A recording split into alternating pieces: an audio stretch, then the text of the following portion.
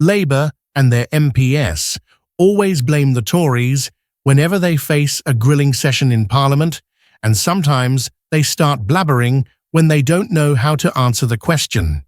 Now, Labour John Healey has faced a grilling session in Parliament from Conservative MP James Cartlidge, during which he started blabbering and failed to answer properly.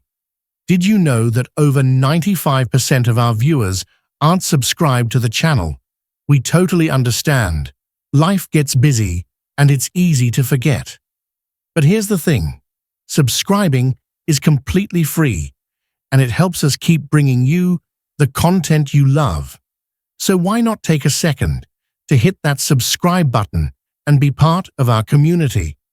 It makes all the difference to us. Thank you for your support. Shadow Secretary of State James C.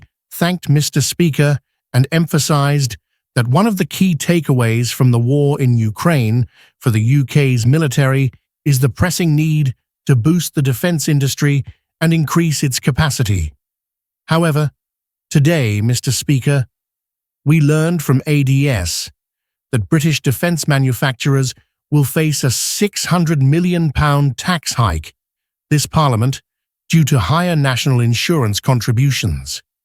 He questioned why the government was prioritising higher taxes on defence instead of increasing defence spending.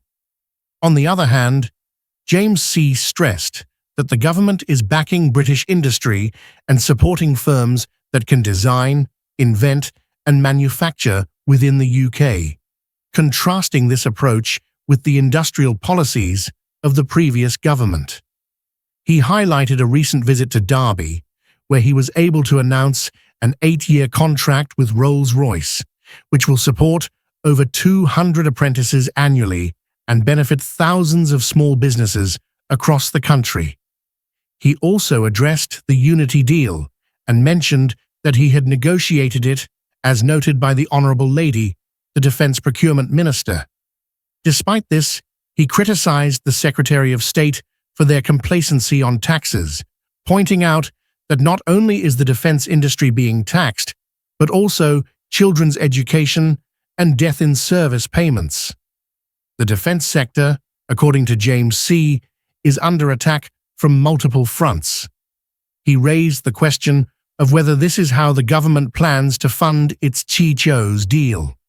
In contrast, the government, according to James C., has made significant strides in defence spending. He mentioned an accelerated effort to finalise the Rolls-Royce contract and the announcement made a few weeks ago. The government is set to inject nearly £3 billion into defence this year, aiming to increase defence spending significantly. The objective is to elevate UK defence spending to levels not seen since the last Labour government in 2010. Lastly, he asked if the current Labour government is capable of ruling the UK, urging viewers to like the video if they agree and share their thoughts in the comments.